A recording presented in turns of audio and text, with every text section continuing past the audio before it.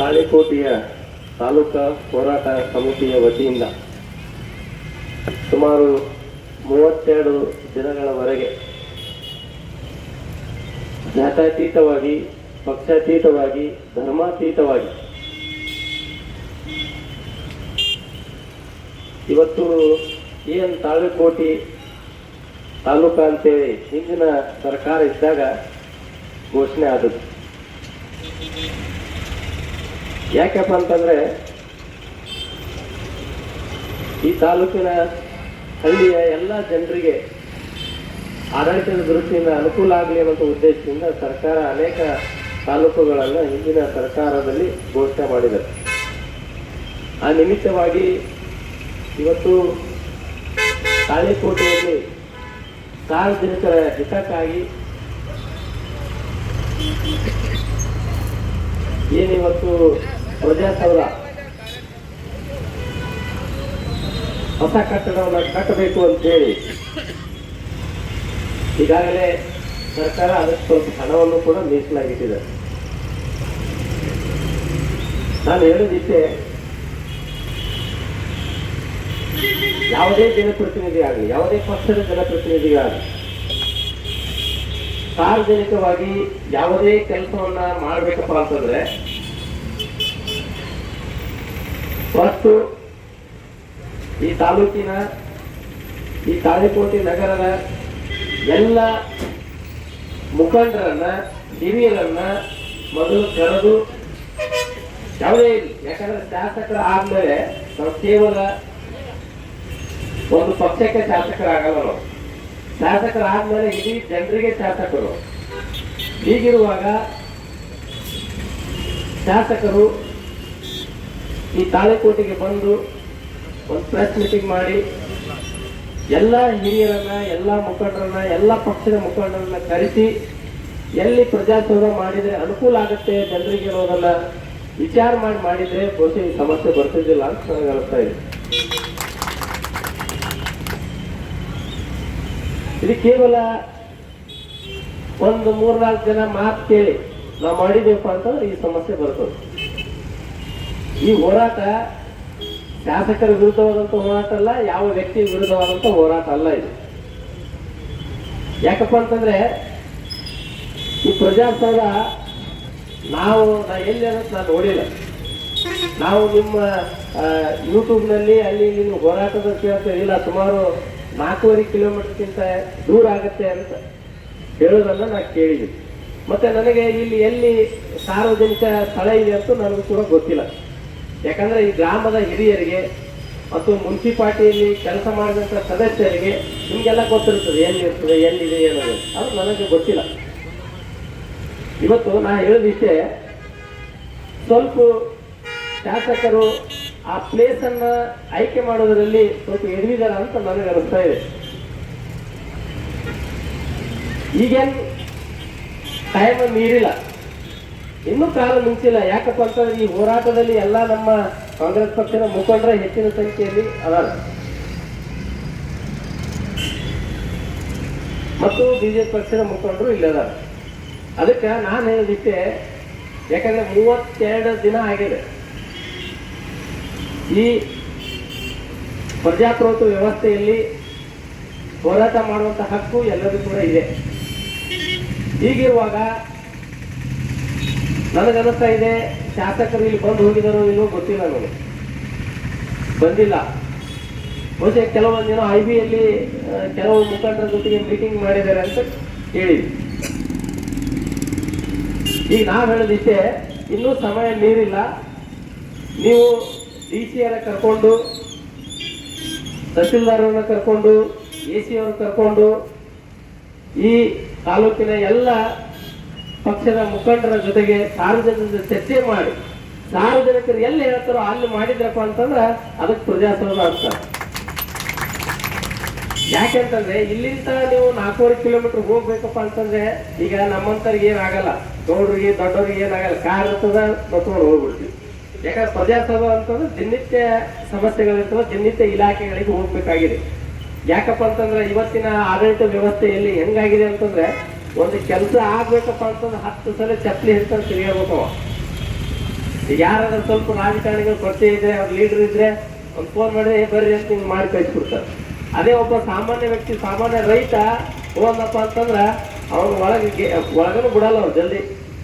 ಸಾಹೇಬ್ರ ಬಿಜಿ ಅಂದ್ರೆ ಆಮೇಲೆ ಬಾ ಅಂತಾರೆ, ಯಾರು ಒಳಗೂ ಬಿಡಲ್ಲ. ಆ ವ್ಯವಸ್ಥೆ ಇರ್ತೈತಿ. ಹಿಂಗಿರುವಾಗ ಇವತ್ತು ಆ ವ್ಯಕ್ತಿ 10 ಸಲ ಅಲ್ಲಿ ಹೋಗ್ಬೇಕಪ್ಪ ಅಂತಂದ್ರ ಬಹುಶಃ ನನಗೆ ಅನ್ನಿಸ್ತಾ ಇದೆ ಒಂದು ಆಟ ತಗೊಂಡು ಹೋಗ್ಬೇಕಲ್ಲ, ಆಟ ತಗೊಂಡು ಹೋಗ್ಬೇಕಲ್ಲ. ಹೀಗಾಗಿ ಇಲ್ಲಿ ಸಮಸ್ಯೆ ಆಗ್ತದೆ. ಅದಕ್ಕೆ ನಾವು ಹೇಳೋದಿಕ್ಕೆ ಇಲ್ಲಿ ಅನೇಕ ಜಾಗಗಳು ಅದಾವ. ಈಗಾಗಲೇ ಹಿರಿಯರು ನಿಮ್ಗೆಲ್ಲ ಗೊತ್ತಿದೆ. ಕುಂತು ಚರ್ಚೆ ಮಾಡಿ ಅಲ್ಲಿ ಮಾಡಿದ್ರೆ ಇದು ಒಳ್ಳೇದು. ಇಲ್ಲ ನಾವು ಅಲ್ಲೇ ಮಾಡ್ತೀವಪ್ಪ ಅಂತಂದ್ರೆ ನೀವು ಏನಾಗುತ್ತಪ್ಪ ಅಂತಂದ್ರೆ ಇಲ್ಲಿ ಸಾರ್ವಜನಿಕರನ್ನ ವಿರೋಧ ಹಾಕೊಂಡಂಗಾಗುತ್ತೆ. ಸಾರ್ವಜನಿಕರನ್ನ ವಿರೋಧ ಹಾಕೊಂಡು ಆ ಕೆಲಸ ಆಗ್ಬಾರ್ದು. ಯಾಕಂತಂದ್ರೆ ಶಾಸಕರು ಯಾವಾಗ್ಲೂ ಸಾರ್ವಜನಿಕರ ಪರವಾಗಿರ್ಬೇಕು. ಅಂದಾಗ ಮಾತ್ರ ಅವ್ರಿಗೊಂದು ಗೌರವ ಇರ್ತದೆ. ಆ ನಿಟ್ಟಿನಲ್ಲಿ ಇವತ್ತು 32 ದಿನಪ್ಪ ಅಂತಂದ್ರೆ ಒಬ್ಬ ಜಿಲ್ಲಾಧಿಕಾರಿಗೆ ಬಂದಿಲ್ಲ, ಯಾರು ಬಂದಿಲ್ಲ ಅಂತ ಹೇಳಿ. ಮತ್ತೆ ಜಿಲ್ಲಾಧಿಕಾರಿಗಳು ಬರ್ಬೇಕು. ಯಾಕಂದ್ರೆ ಅವ್ರ ಕರ್ತವ್ಯ, ಅವರು ಇರುವುದು ಸಾರ್ವಜನಿಕ ಕೆಲಸ ಮಾಡ್ಲಿಕ್ಕೆ. ಅದಕ್ಕೆ ಅವ್ರಿಗೆಲ್ಲ ಲಕ್ಷಗಟ್ಟಲೆ ಪಗಾರ ಕೊಟ್ಟಿರ್ತೀವಿ ನಾವು. ಶಾಸಕರಿಗೆ ಕೂಡ ನಾವು 3 ಲಕ್ಷ ರೂಪಾಯಿ ತಿಂಗಳಿಗೆ ಪಗಾರ ಕೊಟ್ಟಿದ್ದೇವೆ. ಎಲ್ಲ ಅವ್ರ ಕಾರಿಗೆ ಡೀಸೆಲ್ ಸರಿ ಸರ್ಕಾರದಿಂದ ಹಾಕೋದು. ತಿಂಗಳಿಗೆ 3 ಲಕ್ಷ 3 ಲಕ್ಷ ರೂಪಾಯಿ ಬರ್ತದೆ. ಅವ್ರ ಮನೆ ಬಟ್ಟೆ ಹಿಡ್ಕೊಂಡು ಸೇರಿಸಿ ಎಲ್ಲರೂ ಕೊಟ್ಟಿರ್ತದೆ. ಅದಕ್ಕೆ ಯಾರಿಂದ ಕೊಡ್ತಾರಪ್ಪ ಅಂತಂದ್ರೆ ನಿಮ್ಮಿಂದ ನೀವೇನು ತೆರಿಗೆ ಕಟ್ಟಿರ್ತಿರಲ್ಲ, ತೆರಿಗೆ ಹಣದಿಂದ ಅವ್ರಿಗೆಲ್ಲ ಪೇ ಮಾಡ್ತಾ ಇದ್ದಾರೆ. ಅವ್ರು ನಮ್ಮ ಸೇವಕರ ವಿನಃ ಅವರು ನಮ್ಮ ನಾಯಕರಲ್ಲ. ಅವರು ನಮ್ಮ ನಾಯಕರಲ್ಲ. ಅವರು ಎಲ್ಲ ಅಧಿಕಾರಿಗಳು, ಸರ್ಕಾರಿ ಅಧಿಕಾರಿ, ಶಾಸಕರು ಅವರು ನಮ್ಮ ಸೇವಕರು. ನಮ್ಮ ಕೆಲಸ ಮಾಡಕ್ ನೇಮಕ ಮಾಡಿದ್ವಿ ಅಷ್ಟೇ. ಯಾಕಪ್ಪ ಈ ಸುಮಾರು 2,25,000 ಜನ ಮತದಾರರಿಗೂ ನೀವೆಲ್ಲ ಮತದಾರ ಪರವಾಗಿ ಎಲ್ಲರೂ ಹೋಗಿ ನಾವು ವಿಧಾನಸೌಧ ಕೇಳಕ್ಕಾಗಲ್ಲ, ಎಲ್ಲರೂ ಹೋಗಕ್ಕಾಗತ್ತಾನ ಆಗಲ್ಲ. ನಮ್ಮೆಲ್ಲರ ಪರವಾಗಿ 5 ವರ್ಷಕ್ಕೆ ಒಬ್ಬ ವ್ಯಕ್ತಿನ ಆರಿಸ್ಕೊಳ್ತೀವಿ ಅಷ್ಟೇ. ಮತದಾನದ ಮುಖಾಂತರ ಆರಿಸ್ಕೊಳ್ತೀವಿ. ಅದನ್ನು ಪ್ರಜಾಪ್ರಭುತ್ವ ವ್ಯವಸ್ಥೆ. ಅದಕ್ಕೆ ಇವತ್ತು ಇದ್ರ ಬಗ್ಗೆ ಕೂಡಲೇ ಶಾಸಕರಿಗೆ ಗಮನ ಹರಿಸಬೇಕು. ಒಂದು ವೇಳೆ ಇದೇ ರೀತಿ ಮಂಡತನವನ್ನ ಅಧಿಕಾರಿಗಳು ಮತ್ತು ಜನಪ್ರತಿನಿಧಿಗಳು ಮಾಡಿದ್ರೆ ಮುಂದೆ ಈ ಹೋರಾಟ ಉಗ್ರ ಸ್ವರೂಪವನ್ನ ತಾಳ್ತದ ಅಂತ ನನಗೆ ಅನ್ಸಕತ್ತು. ಈಗ ಆಗ್ಬಾರ್ದು. ಅದಕ್ಕೆ ಇವತ್ತು ಡಿಸಿಯವರು ಕೂಡಲೇ ವೇದಿಕೆಗೆ ಬರಬೇಕು, ಹೋರಾಟದ ವೇದಿಕೆಗೆ ಬರಬೇಕು, ಶಾಸಕರು ಬರಬೇಕು. ಬಂದು ಇದೇನು ಸಮಸ್ಯೆ ಇದೆ ಕೇಳಬೇಕು, ಚರ್ಚೆ ಮಾಡಬೇಕು. ಏನಾಗುತ್ತಪ್ಪ ಏನಿಲ್ಲ ಚರ್ಚೆ ಮಾಡಲಿ. ಇವತ್ತು ಯಾಕಪ್ಪ ನಾವು ನಮ್ಗೆಲ್ಲರ ಶಾಸಕರು.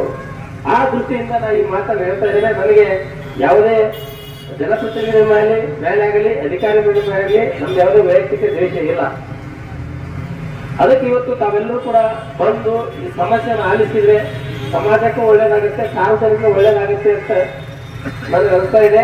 ಅದಕ್ಕೆ ಈಗಾಗಲೇ ಹೇಳಿದ್ದಾರೆ, ಸಾಕಷ್ಟು ಜಾಗಗಳನ್ನು ಗುರುತಿಸಿದ್ದಾರೆ.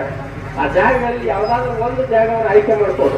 ಈಗಾಗಲೇ ಇನ್ನೊಂದು ಹೇಳಿದ್ರು ಕೆರೆ ಇದೆ ಅಂತ. ಬಹುಶಃ ನಾನು ದಾಖಲೆಗಟ್ಟು ನೋಡಿದ ಪ್ರಕಾರ ಅಲ್ಲಿ ಕೆರೆ ಇಲ್ಲ. ಅದು ಕಾಲ್ಪನಿಕ, ಅದು ಮಿಸ್ ಆಗಿ ಕುಂತಿರ್ತದೆ ಅಷ್ಟೇ. ಈಗ ನಾನು ಹೊಲ ಮೇಲೂ ನಾನು ಉತ್ತರ ಮೇಲೂ ಕೂತದ್ದು, ಅದು ಬೇರೆ ಹೆಸರು ಬಂದ್ಬಿಡೈತದ. ಅವರೆಲ್ಲ ಇಲ್ಲ ಹಿಂಗ ಆಗಿರ್ತವೆ. ಅದನ್ನ ಸರಿಪಡಿಸ್ಕೋಬೇಕು. ಯಾಕಪ್ಪ ಅಂದ್ರೆ ಇವತ್ತು ಆ ಕೆರೆ ಜಾಗ ಅಂತ ಹೇಳ್ತಾರಲ್ಲ, ಅದು ಕೆರೆ ಇತ್ತಪ್ಪ ಅಂತಂದ್ರೆ ಅದು ಜಿಲ್ಲಾ ಪಂಚಾಯತಿ ಕೆರೆ ಒಳಗಡೆ ಅಲ್ಲಿ ದಾಖಲಾತಿ ಇರ್ಬೇಕು. ಇಲ್ಲ ಸಣ್ಣ ಪಾರ್ಟಿ ಕೆರೆ ಆಗಕ್ಕೆ ಸಾಧ್ಯ ಇಲ್ಲ. ಅದು ಕೆರೆ ಸಾಧ್ಯ ಇಲ್ಲ. ಅದೆಲ್ಲ ದಾಖಲಾತಿ ನೋಡಿ ಇವತ್ತು ಈ ತಾಲೂಕಿನ ಎಲ್ಲ ಜನ ಅಲ್ಲೇ ಮಾಡ್ಬೇಕಪ್ಪ ಅಂದ್ರೆ ಅಲ್ಲೇ ಮಾಡೋದು ಒಳ್ಳೇದಲ್ಲ. ಯಾಕಪ್ಪ 11 ಎಕರೆ ಇದೆಯಪ್ಪ ಅಂತಂದ್ರೆ ಎಲ್ಲ ಇಲಾಖೆಗಳು ಅಲ್ಲೇ ಕುಂದಿರ್ತಾವ. ದೊಡ್ಡ ಗ್ರೌಂಡ್ ಆಗುತ್ತೆ. ಎಲ್ಲ ಇಲಾಖೆಗಳು, ಒಬ್ಬ ರೈತ ಒಂದ್ ಕಡೆ ಬಂದಪ್ಪ ಅಂತ ಎಲ್ಲ ಇಲಾಖೆಗಳು ಅಲ್ಲೇ ಸಿಗ್ತಾವ. ಅವೆಲ್ಲ ಅಡ್ಡಾಡ ಹೋಗುವಂತ ಅವಶ್ಯಕತೆ ಇಲ್ಲ. ಅದಕ್ಕೆ ಅದ್ರ ಬಗ್ಗೆ ವಿಚಾರ ಮಾಡ್ಬೇಕು. ಯಾಕಂತಂದ್ರೆ ಇದ್ರ ಬಗ್ಗೆ ಶಾಸಕರು ವಿಚಾರ ಮಾಡ್ತಾರ ಅಂತ ನನಗೆ ಅನಿಸ್ತಾ ಇದೆ.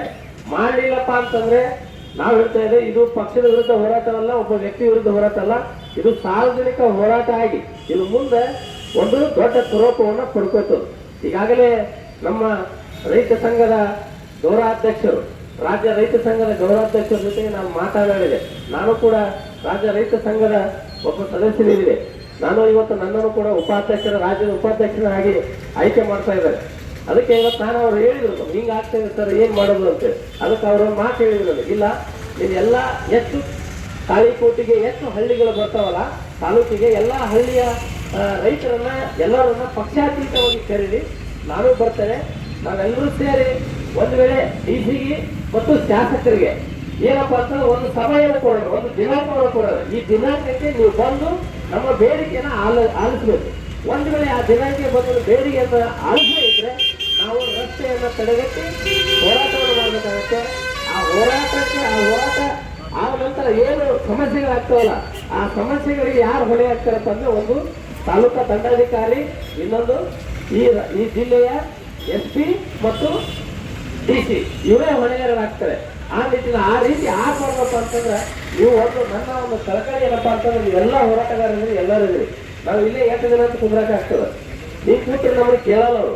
ಯಾಕಪ್ಪ ಅಂದ್ರೆ ನಾವು ಅದೇ ರಸ್ತೆ ತಡೆಗಟ್ಟಿ ನಾವು ಹೋರಾಟ ಮಾಡಕತ್ತೀವಪ್ಪ ಅಂತಂದ್ರೆ ಎಲ್ಲ ಬರ್ಬೇಕಾಗ್ತದೆ. ಯಾಕಂದ್ರೆ ಅದು ರಾಜ್ಯ ಮಟ್ಟದ ಸುದ್ದಿ ಆಗ್ತದೆ. ಆ ನಿಟ್ಟಿನಲ್ಲಿ ನೀವೆಲ್ಲರೂ ಕೂಡ ತೀರ್ಮಾನ ಮಾಡ್ರಿ. ನೀವೆಲ್ಲರೂ ಕೂಡ ಯಾವಾಗ ಹೇಳ್ತೀರಿ, ಇವತ್ತು ನಮ್ಮ ಸಿದ್ಧಾರ್ಥ ಗುರೂಜಿಯವರು ಮತ್ತು ಚಿನ್ನಪ್ಪ ಪೂಜಾರಿ ಅವರು ಹೇಳಿದ್ದಾರೆ, ಈ ಹೋರಾಟಕ್ಕೆ ನಾನು ಬರ್ತೇನೆ ಅನ್ನುವಂಥ ಮಾತನ್ನು ಕೂಡ ಸ್ಪಷ್ಟವಾಗಿ ಹೇಳಿದ್ದಾರೆ. ನೀವು ಯಾವತ್ತು ಒಂದು ದಿನಾಂಕವನ್ನ ಸೂಚಿಸ್ರಿ. ಅವತ್ತು ನಾವೆಲ್ಲ ಹಳ್ಳಿಯ ಈ ತಾಲೂಕಿನ ಎಷ್ಟು ಹಳ್ಳಿಗಳಲ್ಲ ಎಲ್ಲಾ ಹಳ್ಳಿಯಿಂದ ಎಲ್ಲಾ ರೈತರನ್ನ ಕರ್ಸೋಣ. ನಾನು ಕೂಡ ಫೋನ್ ಮಾಡ್ತೇನೆ ಎಲ್ಲ ಹಳ್ಳಿ ಬಂದ್ಬಿಟ್ಟು ಎಲ್ಲ ಊರು ಬಂದ್ ಕೇಳ್ಕೊಂತ ಅಂದ್ರೆ ಒಂದು ದೊಡ್ಡದಾದಂತ ಹೋರಾಟವನ್ನ ಹಮ್ಮಿಕೋಬೇಕಾಗುತ್ತೆ ಅನ್ನುವಂಥ ಮಾತನ್ನು ಹೇಳ್ತಾ ಇಲ್ಲಿ ನನಗೆ ಮಾತಾಡಕ್ಕೆ ಅವಕಾಶ ಮಾಡಿ ಕೊಟ್ಟಿದ್ದಕ್ಕಾಗಿ ನಮ್ಗೆಲ್ಲರೂ ವಂದಿಸುತ್ತಾ ನನಗೆ ಮಾತು ಮುಕ್ತಾಯ. ಜೈ ಜೈ.